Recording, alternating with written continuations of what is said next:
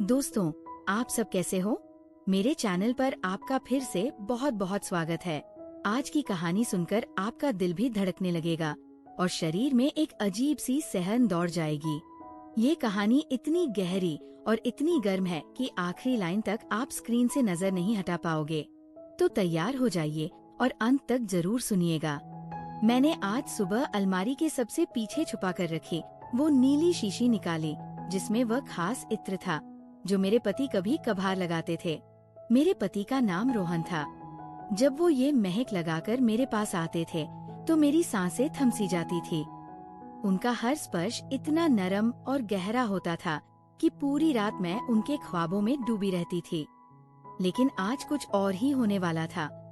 मैंने किचन में जाकर अदरक वाली चाय बनाई और उसमें वह खास चीज डाल दी जिससे थोड़ी सी ताकत और ज्यादा गर्मी मिले। रात के 11 बज चुके थे। मैंने कप हाथ में लिया और धीरे धीरे बेडरूम की तरफ बढ़ी। सच तो ये है कि रोहन तो पिछले हफ्ते से कंपनी के काम से दिल्ली गए हुए थे। घर में अब सिर्फ रवि था जो मेरा इंतजार कर रहा था। रवि बड़े बेचैनी से इधर उधर देख रहा था। जैसे ही मैं कमरे में घुसी वो तेजी से उठ खड़ा हुआ और मुझे ऐसे देखने लगा जैसे पहली बार देख रहा हो। जब वह चुप रहा तो मैंने खुद ही पूछ लिया, ऐसे क्या घूर रहे हो? रवि, बोलो ना, आज मैं कैसी लग रही हूँ? रवि ने हकलाते हुए कहा, आज तो मन कर रहा है कि आपको अभी की अभी अपनी सांसों में समेट लूं। मैंने हल्के से हंसकर उसे चाय का कप थमा दिया और बोली, बस ये पी लो फिर देखते हैं। रवि ने कप लिया और एक ही सांस में खत्म कर दिया। चाय उतरते ही कुछ ही पल में उसने मेरी उंगलियां पकड़ ली और धीरे से अपनी तरफ खींच लिया। फिर उसकी आंखें मेरी आंखों में ऐसे ठहर गई जैसे सारी दुनिया रुक सी गई हो। बाप रे दोस्तों, क्या क्या हुआ उसके बाद वो मैं शब्दों में बयान भी नहीं कर सकती। रवि ने मेरे अंदर जो आग जलाई वो आज तक नहीं बुझी। अगर आपको भी पूरी गहराई से जानना है तो पहले इस वीडियो को लाइक कर दो प्लीज। बहुत बहुत प्यार से लाइक करो और चैनल को सब्सक्राइब भी कर लो। तो चलिए अब आपको शुरू से पूरी बात बताती हूँ। मेरा नाम रिया है, उम्र 32 साल, लेकिन लोग कहते हैं कि मैं 22 की लगती हूँ। साड़ी पहनकर निकलती हूँ तो रास्ते पर सबकी नजरें ठहर जाती है। मेरी चमकती त्वचा और वह हल्की सी मुस्कान किसी को भी दीवाना बना देती है। अब बात करते हैं मेरे 27 साल के देवर की जिसका नाम रवि है। उसकी वह मासूम नजरें और अंदर छुपा जोश मेरे दिल में तूफान ला देता है। जब वह मुझे देखता है तो उसकी आंखों में एक ऐसी प्यास दिखती है जैसे वह सालों से किसी मीठे ख्वाब को तरस रहा हो। कभी कभी वो धीरे से कहता है, भाभी आज आप तो किसी जादूगरनी से कम नहीं लग रही। इसी वजह से मेरे पति कभी कभी ऑफिस से जल्दी आकर मुझे पीछे से गले लगा लेते थे। हम दोनों शहर के एक शांत मोहल्ले में रहते हैं। मेरे पति बैंक में अफसर हैं। हमारी एक 5.5 साल की बेटी है जिसकी वजह से मेरा शरीर अब और भी ज्यादा निखर आया है। पति को अपना फर्ज समझकर मैं हर रात उनकी हर इच्छा पूरी करती थी। शादी को 9 साल हो चुके थे, लेकिन रोहन अभी भी मुझे उतने ही प्यार से संभालते थे। उनका हर छूना ऐसा होता था जैसे वह मेरे हर हिस्से को दोबारा जीवित कर रहे हो। मैं हमेशा खुद को साफ सुथरा और महकदार रखती थी। दोस्तों, अगर आपसे दिल की बात करनी है तो इस वीडियो को लाइक करो, चैनल सब्सक्राइब करो और जो सब्सक्राइब करेगा मैं उसे अपना स्पेशल तरीका बताऊंगी। पिछले 2 महीने पहले जो हादसा हुआ उसने सब कुछ बदल दिया। शाम को रोहन ऑफिस से लौट रहे थे। रास्ते में उनकी बाइक का बैलेंस बिगड़ गया और वो गिर पड़े। कमर में गहरी चोट आई। डॉक्टर ने कहा कि पूरी तरह ठीक होने में 9 से 10 महीने लग सकते हैं।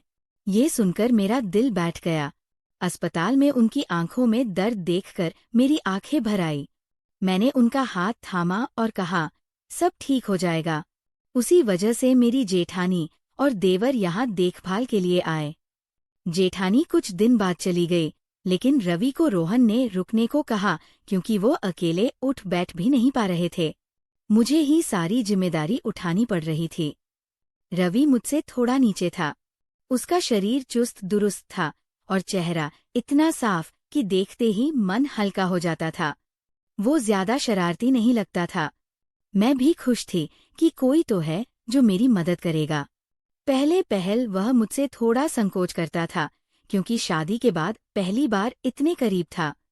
रात को जब मैं रोहन को दवा दे रही थी, तब रवि भी पास बैठा था। फिर वह अपने कमरे में चला गया। रोहन के चेहरे पर हल्की राहत थी, लेकिन दर्द अभी भी था। तभी मेरे मुंह से निकल गया, वो भी क्या दिन थे जब आप मुझे अपनी बाहों में भरकर सारी रात जगा देते थे। रोहन हल्के से हंसे और बोले, क्या बात है मेरी जान, आज तो बहुत बेचैन लग रही हो।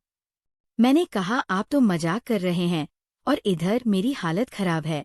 सच कहूं तो ये इंतजार मुझे मार डाल रहा है। रोहन बोले, मैं समझता हूँ रिया, मेरा भी मन करता है, लेकिन क्या करूं, हिल भी नहीं पाता। बस थोड़ा सब्र रखो, फिर देखना मैं तुम्हारी हर चाहत पूरी कर दूंगा। मैंने कहा, इतने महीने कैसे कटेंगे पता नहीं। रोहन ने मुझे चुप कराने के लिए कहा, चलो चाय तो पिला दो। मैंने हंसकर कहा, आपकी बेटी ने आपकी चाय पी ली है। हम दोनों हंस पड़े। रोहन को दवा की वजह से नींद आ गई, लेकिन मुझे नींद कहाँ आ रही थी। मैं चुपके से रवि के कमरे की तरफ गई। वो जाग रहा था और फोन देख रहा था। मैंने कहा, रवि इतनी रात हो गई, तुम सोए नहीं। वो उठकर बोला, भाभी बस ऐसे ही टाइम हो गया। फिर उसने पूछा, आप भी तो जाग रही है। मैंने कहा, हाँ आजकल नींद दूर भाग रही है। रवि ने पूछा, कोई बात है क्या? मैंने हंसकर कहा, जब तुम्हारी शादी होगी तब पता चलेगा। ये सुनकर वो शर्मा गया और मुस्कुराने लगा। मैंने कहा, अरे इतनी सी बात पर शर्मा गए? अच्छा बताओ, किसी को पसंद किया है कि नहीं? रवि चुप रहा।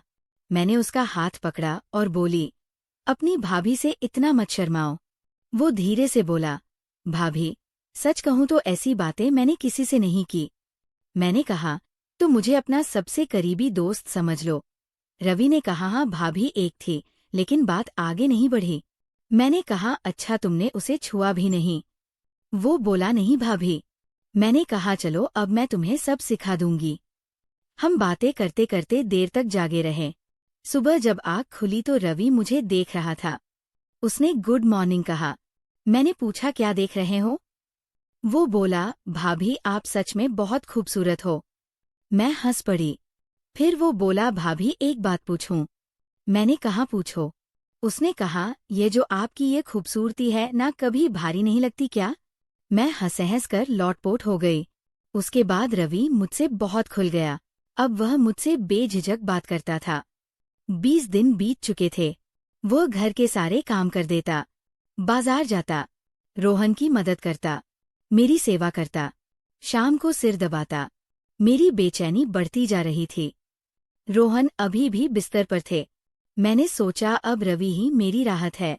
मोहल्ले के कुछ लड़के मुझे देखते थे, लेकिन मैंने उन्हें इग्नोर किया, क्योंकि घर की इज्जत थी।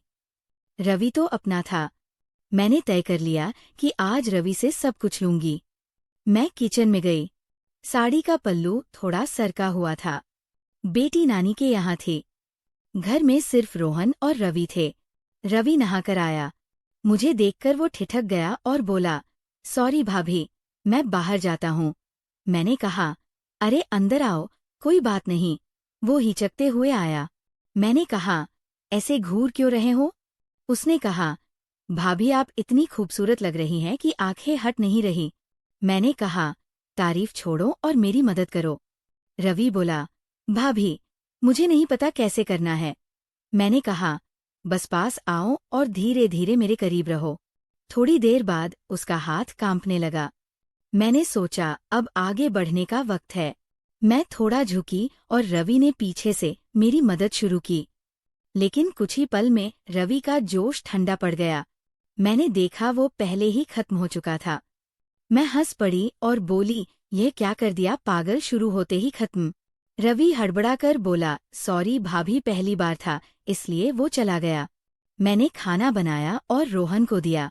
रोहन बोले, इतना पसीना क्यों? मैंने छेड़ते हुए कहा, जब आप करते थे तब तो और भी ज्यादा हो जाता था। वो मुस्कुराए। खाना दवा के बाद वह सो गए। मैं नहाकर ताजा हुई। रवि भी सो चुका था। शाम को चाय लेकर गई तो वह मुस्कुराया। मैंने कहा, आज खुश क्यों हूँ? वो बोला, भाभी वो एहसास बहुत अच्छा था। मैंने कहा बेवकूफ, मैं कब नाराज हुई। फिर हम बातें करने लगे। वो मेरी तारीफें करता रहा। बोला, भाभी आप बहुत खास हो, मैं तो जिंदगी भर आपके साथ रहना चाहता हूँ। मैंने कहा, अच्छा तो अब मुझे तुम्हारी मदद करनी होगी। रवि बोला, प्लीज भाभी एक बार मेरी हमसफर बन जाओ। मैंने उसके सिर पर हाथ फेरा और बोली, अरे पगले, इतना क्यों घबराते हो, अब से मैं तुम्हारे साथ ही रहूंगी, बस मेरा ख्याल रखना। दोस्तों, कैसी लगी ये दिल दहला देने वाली कहानी? अगर अच्छी लगी तो कमेंट में ज़रूर बताना और चैनल को सब्सक्राइब कर देना ताकि मैं अगला पार्ट जल्दी ला सकूं।